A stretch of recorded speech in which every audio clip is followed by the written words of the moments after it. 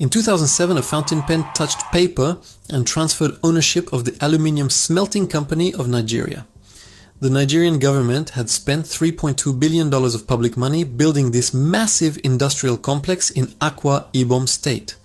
But the contract signed that day did not sell the plant for $3 billion, it sold it for $250 million. So the buyer was a Russian company named Rusal, a multi-billion-dollar national asset, paid for by Nigerian taxpayers, was handed over at a 92% discount. Where did the remaining value go? It was wiped out by a single signature. When we talk about missing wealth in Nigeria, we usually look for money stolen from the treasury. We look for cash stuffed in suitcases or wired offshore.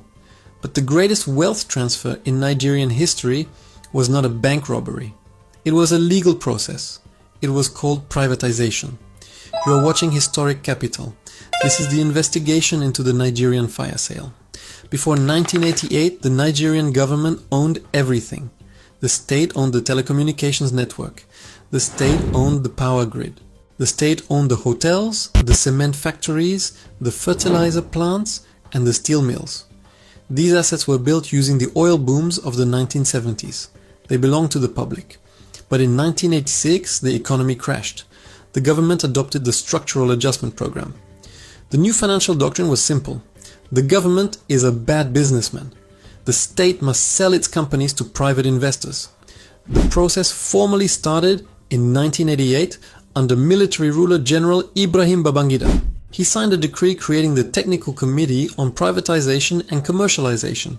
He appointed a man named Shamsuddin Usman to lead it. Between 1989 and 1993, this committee quietly sold off about 88 government-owned companies.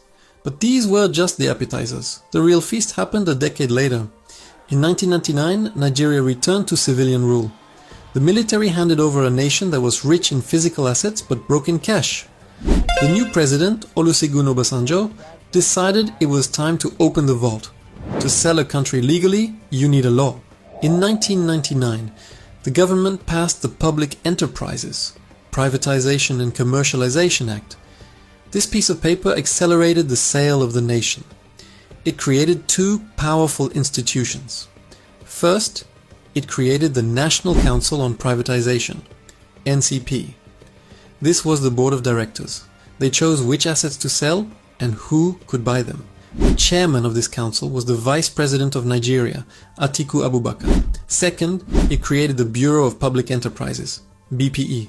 This was the execution arm. They prepared the documents, ran the auctions, and handed over the keys. The man appointed to run this agency was Nasir El-Rufai. Together, these offices oversaw the largest transfer of state assets in African history. President Olusegun Obasanjo signed the final approvals. The stated goal was noble. They told the public, "We are moving Nigeria from inefficient state control to efficient private ownership.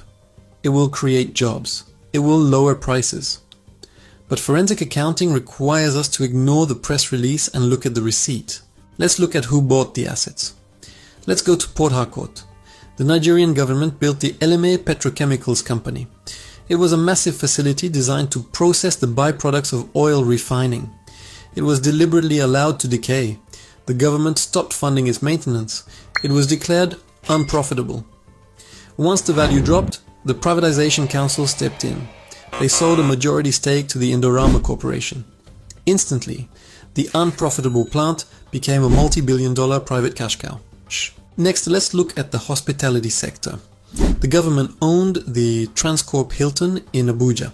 It was the premier hotel in the capital, generating daily cash flow from foreign diplomats and politicians.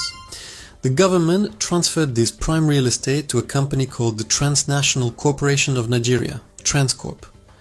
Who owned Transcorp? It was not a foreign hedge fund. It was a consortium of Nigerian elites, politically connected billionaires and friends of the government. The people selling the public assets were sitting at the same dinner tables as the people buying them. Then, there was the telecommunications monopoly, NITEL, Nigerian Telecommunications Limited. NITEL owned the cables, the switches, and the infrastructure of the entire country. The government put NITEL up for sale, but the process was chaotic. Bidding consortia were formed, dissolved and reformed. The government intentionally stalled the modernization of Nitel. While Nitel was being suffocated, the government auctioned GSM mobile licenses to private companies, MTN Group, Airtel Africa, and Globacom.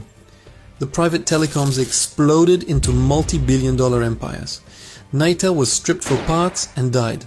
The public asset was sacrificed so the private market could inherit its customers. The ultimate prize was the power sector. For decades, the power holding company of Nigeria, PHCN, controlled the electricity of 200 million people. The government argued that breaking up PHCN and selling it to private investors would end the blackouts. They unbundled the massive monopoly into smaller generation companies, Gencos, and distribution companies, Discos. Look at the Geregu power plant in Kogi State. A majority stake was sold to private investors. Across the country, power plants and distribution networks were handed over to consortia. But when investigators peeled back the corporate layers of these new power companies, they found something disturbing. Many of the companies that bought the power grid had no history of generating electricity. They were shell companies. They were special purpose vehicles controlled by former generals, ex-governors, and political insiders. They did not buy the power grid to fix it. They bought the power grid to collect the tariffs. The privatization contracts guaranteed that the Nigerian government would cover their shortfalls. If they failed to supply power, the government paid them a subsidy. If they supplied power, they billed the citizens. They assumed zero risk. They captured 100% of the upside. Who pays the cost of this fire sale? You do. The promise of privatization was efficiency. The reality is extraction. When you buy a prepaid meter and pay triple the price for electricity, you are paying the dividend of the PHCN privatization. When you buy a plane ticket and the price is inflated because the aviation fuel has to be imported, you are paying the cost of the dead state refineries.